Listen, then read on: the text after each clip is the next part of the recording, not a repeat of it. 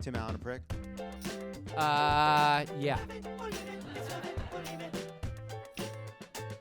No.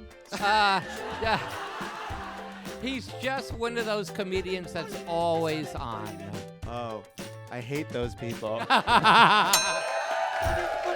My next guest loves making movies and hating Donald Trump. Please welcome to the stage a Hollywood icon and legend, Barry Sonnenfeld. Thank you for being here. Hiya. Here, come around. Hi, John. Hi. Barry, may I call you Barry? Unfortunately, yes. Do you not like your name, Barry? Hate it. Really? I ran into Bill Hader once, and I said, "Did you call your main character Barry because, like, it's the ultimate loser name?" And he went, "Yeah." Why? Why is it such a loser name? It's just a loser name. I hate it. Although, if I was a woman, I would have been Bertha. So I'm kind of okay. My grandmother's name was Bessie. Bessie. Well, that's an old-fashioned name, ain't it? Yeah. And my grandfather was Bernie, so it was Bernie and Bessie. And she was a very big person. She was a very, so she was a big Bessie, and it went with the name. It fit her. Can you imagine what I'd look like if I was Bertha? Yeah. It'd be beautiful. Yeah, thank you, John. Well, recently a guest on Kelly Ripa's podcast, you revealed that Will Smith farted so badly on the set of 1997 smash hit Men in Black, you had to evacuate the set for 3 hours. My question is, what? Okay. Guess what? That's What? not true. That's not true. Here's what happened. What happened? Okay. So Will and Tommy in Men in Black 1, Tommy Lee Jones, Famously. are inside the hypercar, and they're upside down going through the Midtown Tunnel, and they're locked in to this hermetically sealed space, and they're up 15 feet, and they're upside down, and I say, roll camera, and I hear Will says, "Geez, oh, sorry, Tommy. Oh, my God, Baz, get us down right away, get us down. Tommy, I'm so sorry." And you hear Tommy go, "That's okay, Will." And we get the ladder. We open up the thing. Tommy is like reaching out to the ladder before it's even close to him. And Will had farted. Will is a known farter. He does a lot of farting. But here's what happened. He farted. Well, everyone knows Everyone's that. a known farter. Everyone farts. No, but Will is sort of a little more proud of his farting Oh, I than see. most. So, but here's the thing. Kelly Ripa then said, "And did you have to evacuate the stage?" Well, obviously we didn't have to. No one's fart has you having to evacuate a stage. So I said, "Yeah, for like 3 hours," as a joke. But Variety has it like on the front page that I had to evacuate the stage for 3 hours. So I apologize, Will, wherever you are. Everybody farts. Isn't it weird that it's something we all do, but it's embarrassing? No. Good answer. Can you please give our podcast an anecdote equal to or more disgusting than that one? For example, did John Travolta have explosive diarrhea on the set of Get Shorty? Perhaps Tim Allen had a terrible boil while making Big Trouble. Okay, none of those happened, but I will tell you that I was on Johnny Knoxville's show squeezing a blackhead.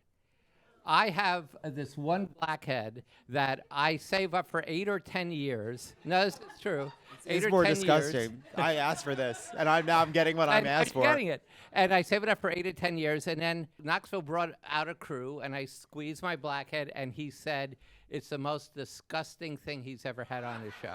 Wow. Do you think Big Trouble was undermined by 9/11 or Tim Allen or both? Mainly, in all honesty, Tim Allen was no fun to work with at all, but mainly 9/11. I mean, we were supposed to come out. We were supposed to come out 11 days after 9/11, and the plot involved Tom Sizemore and Johnny Knoxville stealing a suitcase nuclear bomb. Oh, look, there's Warburton, one of my all-time favorite people ever. Stealing a nuclear bomb, which wouldn't work 9 days after 9/11, 11 days after 9/11. Right. So, yeah. Tim Allen a prick? Yeah. No. He's just one of those comedians that's always on. Oh, I hate those people. Now you also so I want to ask you about this. Yes, John? David Schwimmer talked about turning down the Men in Black role that would eventually go to Will Smith. Schwimmer said, I don't know if I made the right choice. My question is, what? Well, Schwimmer says he was up for that role, so he probably was. The one that I remember was, Sweetie, who was it?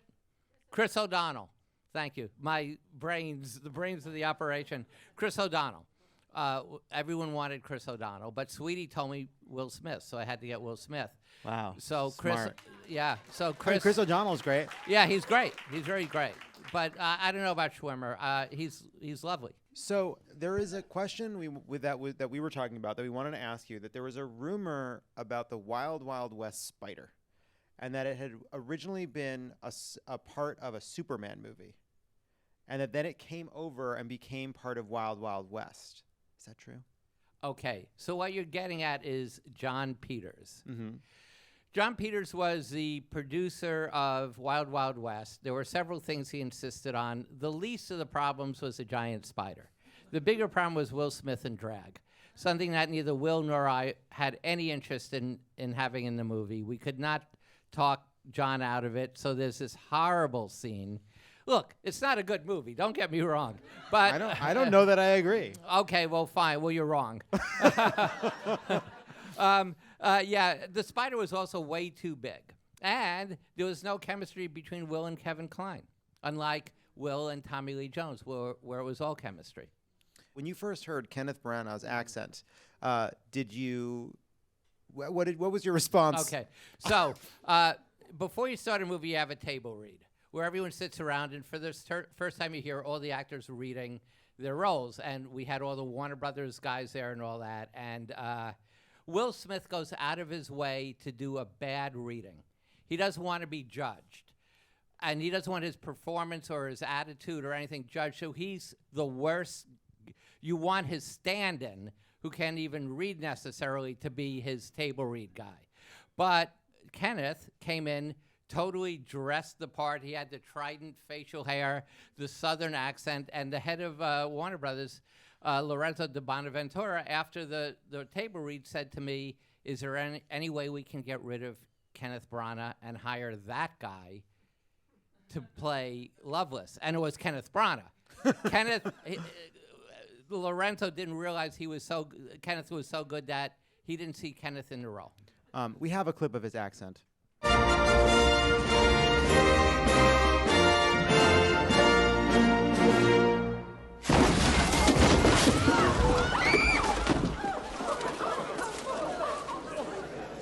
Don't you just hate that song? This is a good movie. It's camp. It's camp.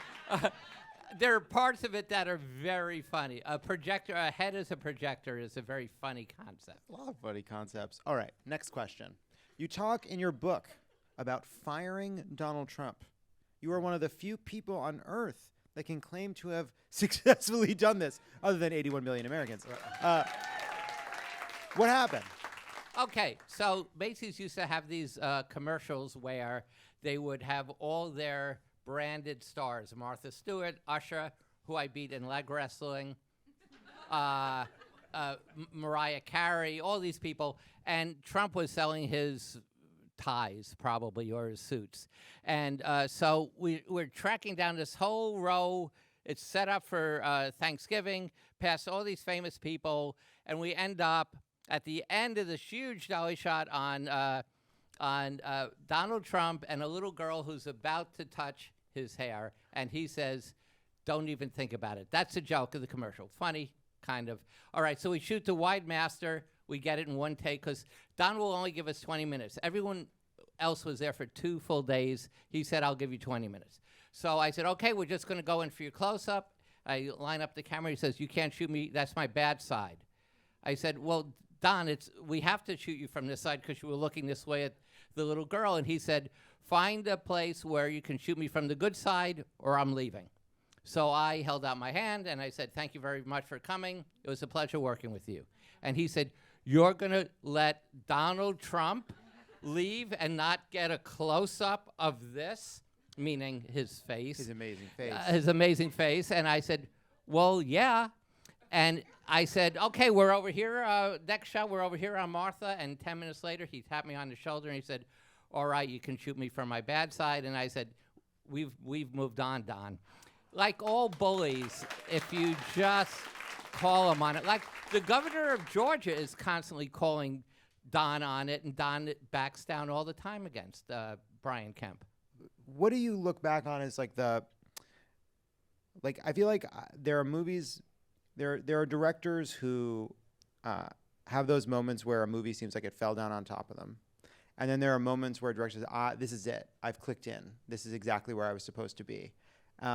And you've had all manner of experience. Yeah. How do you what have you learned from those two different versions of what it means to direct a movie? Oh, it's so hard. When you making movies is really hard. What the book tells you is it's really hard. So much is about luck, and so much is trying to not deal with horrible, horrible studio executives.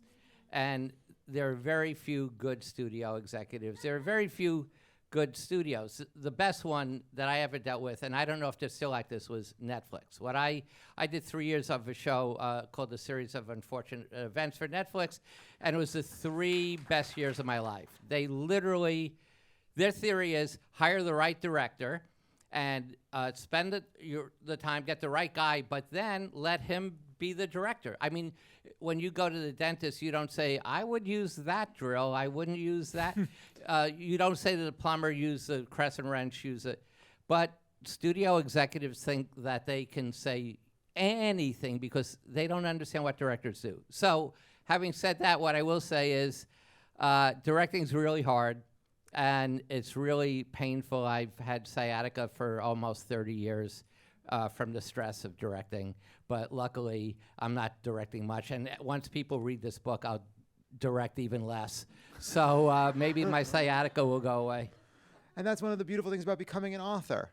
The book is Best Possible Place, Worst Possible Time. It's out now. Barry Sonnenfeld, everybody.